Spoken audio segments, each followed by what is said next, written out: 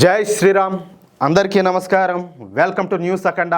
నేను మీ కస్తూరి శ్రీధర్. మిత్రులారా, మామూలుగా అయితే మన దేశాన్ని లౌకిక రాజ్యం అని చెప్తా ఉంటారు. చెప్పేది ఏముండదులే కానీ లౌకిక రాజ్యమే అంటే సెక్యులర్ కంట్రీ అన్నమాట.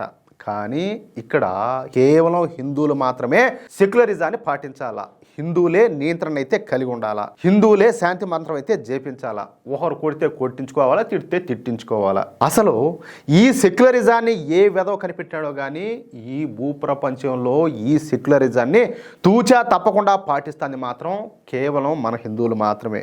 మన హిందువులు పాటిస్తుంది మామూలు సెక్యులరిజం కాదు, చెప్పాలంటే రాక్షస సెక్యులరిజం. ఎవడు ఏం చేసినా ఏమి వాగినా, మన దేవీ దేవతలను దూషించినా, ఏదా మన దేవాలయాలపైన దాడులు చేసినా, చివరకు మన ఇంటి మీద దాడి చేసినా సరే హిందువులు మాత్రం సంయమనం పాటించాలా.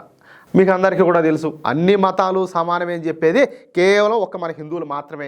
మనమే ఆ విధంగా మాట్లాడేది. అదే గనక ఒక ముస్లిం చేతనో లేకపోతే ఒక క్రిస్టియన్ చేతనో ఆ మాట చెప్పించడం చూద్దామా, వాడు చెప్పనగా చెప్పరు, చెప్పడం అట్టుంచి ఏలా మిట్టి తీసుకొని కొడతారు. అర్థమవుతుందా? కానీ మనం మాత్రం ఎక్కడా లేనటువంటి సెక్యులరిజాన్ని పాటిస్తూ ఉంటాం అనమాట. ఒక పక్క బంగ్లాదేశ్లో, ఇంకో పక్క పాకిస్తాన్లో మన హిందువులను ఊచకోత కోస్తా ఉన్నప్పటికీ హిందూ ముస్లిం బాయ్ బాయ్ అని చెప్పేసి అంటూ ఉంటాం అనమాట.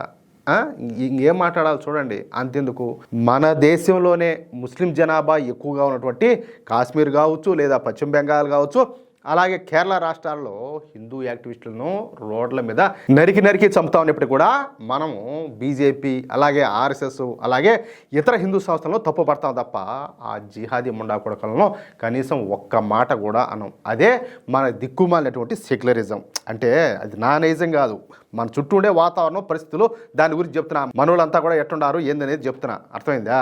ఇక ఈ సెక్యులరిజాన్ని మొదట ప్రారంభించింది వచ్చేసి కాంగ్రెస్ పార్టీ అయితే, దాన్ని ఇప్పుడు ఈ కుల అలాగే కుటుంబ పార్టీలన్నీ కూడా కొనసాగిస్తున్నాయి. ఇక కమ్యూనిస్టులు అయితే ఇంక వాళ్ళ గురించి చెప్పాల్సిన అవసరమే లే. మామూలుగా అయితే మన దేశము పాకిస్తాన్ విడిపోయింది వచ్చేసి మత ప్రాతిపదికనే. హిందూ దేశంగా మన భారతదేశము, ఇస్లామిక్ దేశంగా పాకిస్తాను విడిపోయినాయి.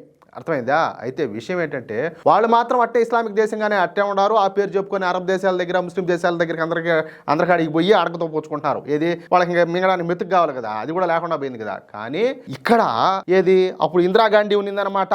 ఆవిడ గారేమో అర్ధరాత్రిలో ఎమర్జెన్సీ పెట్టి హిందూ దేశంగా ఉన్నటువంటి మన భారతదేశాన్ని ఏకంగా సెక్యులర్ దేశం అని చెప్పేసి మార్చేసింది. మార్చడమే కాదు, నేను హిందువునని ఎవరన్నా అన్నారనుకో, అదేదో చెప్పకూడని పదం అయినట్టు, అదేదో పెద్ద బూత్ అన్నట్టు, ఆ విధంగా ఎవరు మాట్లాడకూడదు అన్నట్టు తయారు చేసి పెట్టారు. అంటే కులాల వారీగా, వర్గాల వారీగా, భాషల వారీగా, ప్రాంతాల వారీగా మనల్ని అందరినీ కూడా విడగొట్టి, అంటే బ్రిటిష్ వాళ్ళు ఒక సూత్రం నేర్పించుకున్నారు వీళ్ళకు, కాంగ్రెస్ వాళ్ళకు, విభజించు పాలించని చెప్పేసి. ఆ సూత్రాన్ని మన హిందువుల మీద రుద్ది, హిందువు అని చెప్పుకోవాలంటేనే అదేదో పెద్ద చెప్పా కదా బూత్ అన్నట్టు ఆ విధంగా మనం తయారు చేసి, ఎంతసేపటికి ఎదుగో నా తోకలం, ఎదో నా దా కులం ఉన్న ఇది కులం అని చెప్పేసి ఈ కులాల పేర్లు చెప్పుకునేటట్టు వాళ్ళందరినీ కూడా ఎంకరేజ్ చేసి మన మధ్య, అందరి మధ్య చిలికిలు తెచ్చింది ఎవరు? ఈ కాంగ్రెస్ పార్టీ అన్నమాట. సరే, ఇక ఈ కమ్యూనిస్టుల విషయానికి వస్తే, నిజానికి వీళ్ళు పైకి మేము దేవుడిని నమ్మము అని చెప్తూ ఉంటారు. కానీ వీళ్ళు మాత్రం మసీదులకు, అదేవిధంగా చర్చిలకు పోయి ప్రార్థనలు అయితే చేస్తారనమాట. కానీ హిందూ దేవాలయాలకు వచ్చి మాత్రం పూజలు చేయరు. అదే సెక్యులరిజం అంటే. సరే, ఈ సెక్యులరిజాన్ని కాసేపు పక్కన పెడితే మన హిందువులు కూడా దేవాలయాలు ఉన్నాయి, అలాగే ముస్లింలకు మసీదులు ఉన్నాయి. అయితే మన దేవాలయాలలో పూజలు జరిగేటటువంటి సమయంలో, దేవుణ్ణి ప్రార్థించేటటువంటి సమయంలో, రోజువారి కైంకర్యాలలో, అలాగే ధూపదీప నైవేద్యాలు పెట్టేటటువంటి సమయంలో, అలాగే అభిషేకాలు జరిగేటటువంటి సమయంలో, మంగళహారతి ఇచ్చేటటువంటి సమయంలో అనవసరంగా లౌడ్ స్పీకర్లు అయితే మనం పెట్టం. అవునా కాదా? మన పూజా పునస్కారాలను లౌడ్ స్పీకర్లు లేకుండానే మన పూజారులు అయితే నిర్వహిస్తూ ఉంటారు. చెప్పాలంటే అది మన సంస్కారం కూడా. ఎందుకంటే మన దేవాలయాలలో లౌడ్ స్పీకర్లు పెడితే అడిగేవాడే ఉండడు చెప్పాలంటే. కానీ దానివల్ల ధ్వని కాలుష్యం పెరుగుతుంది అనమాట.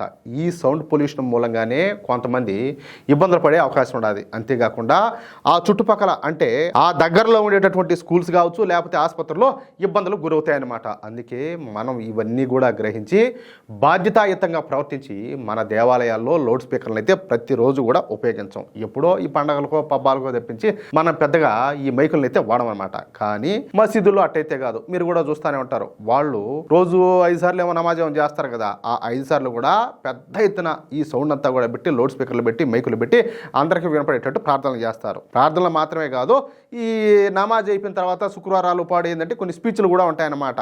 స్పీచ్ కూడా ఇస్తూ ఉంటారు. అది కూడా అందరికీ వినపడేటట్టు మైక్లోనే చెప్తారనమాట. ముఖ్యంగా అయితే ఈ సెక్యులర్ ప్రభుత్వాలు ఉన్నాయి కదా, ఆ రాష్ట్రాల్లో అయితే ఇంక వీళ్ళకి అడ్డు అదుపు లేకుండా పోయిందనమాట. వాళ్ళకు ఇష్టం వచ్చినంత సౌండ్ పెట్టుకొని ప్రతిరోజు కూడా చేయాల్సిన పనులన్నీ కూడా చేస్తూ ఉంటారు. ఇక ఇలాంటి సంఘటన ఒకటి ప్రతాప్గఢ్లో జరిగింది. ప్రతాప్గఢ్ అనేది ఉత్తరప్రదేశ్లోని ఒక జిల్లా పేరు అన్నమాట. ఈ జిల్లా ముఖ్య పట్టణం పేరు కూడా ప్రతాప్గఢే.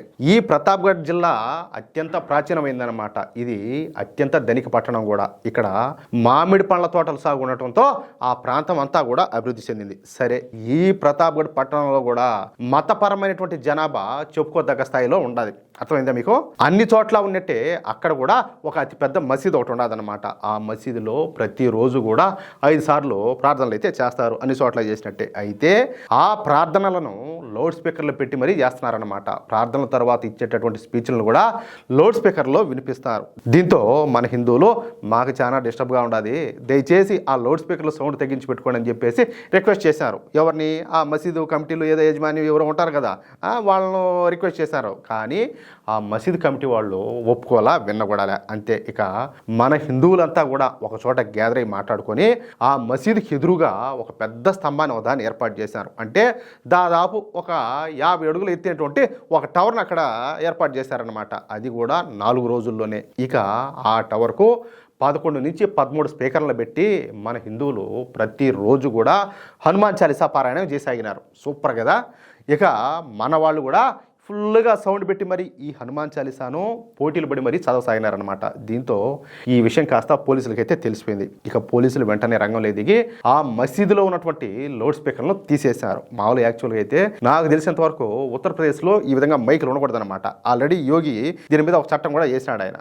ఏది? ఎక్కడా కూడా మతపరమైనటువంటి దేవాలయాలు కావచ్చు, మసీదులు కావచ్చు, చర్చిలు కావచ్చు, ఎక్కడైనా కూడా ఈ లౌడ్ స్పీకర్లు అనేవి ఉండకూడదన్నమాట. మరి ఈ లెటర్ పెట్టారో నాకు అర్థం కావడంలే. సరే, ఆ తర్వాత పోలీసులు హిందువులకు సర్ది చెప్పి ఆ లౌడ్ స్పీకర్లు కూడా తీసేయించినారు. ఎందుకంటే వాళ్ళ దగ్గర తీసేస్తే సరిపోదు, వీళ్ళు కూడా తీసేయాలి కదా, కాబట్టి వీళ్ళ దగ్గర కూడా తీసేయించినారు. మొత్తం మీద ప్రతాప్గఢ్కు పట్టినటువంటి ఒక దరిద్రం అయితే వదిలిపోయింది. అది విషయం. చూశారు కదా, మనం మౌనంగా ఉన్నంత కాలమే వాళ్ళ ఆటలన్నీ కూడా సాగుతాయి. మన ప్రశాంతతకు భంగం కలిగిస్తే హిందువులు ఏ విధంగా ఎదురుదాడి చేస్తారో చెప్పడానికి ప్రతాప్గఢ్ ఘటనే ఒక నిదర్శనం. హిందువులు చూపించినటువంటి ఈ తెగువ పైన మీ అభిప్రాయం ఏంటో ప్రతి ఒక్కరు కూడా కామెంట్ చేయండి. ఇలాంటి మరెన్నో వాస్తవాల కోసం ఇప్పుడే మన న్యూస్ అఖండ ఛానల్ని సబ్స్క్రైబ్ చేసుకోండి. అలాగే ఈ వీడియోను ప్రతి హిందువుకు చేరే విధంగా షేర్ చేయండి ప్లీజ్. జై శ్రీరామ్, జై హింద్.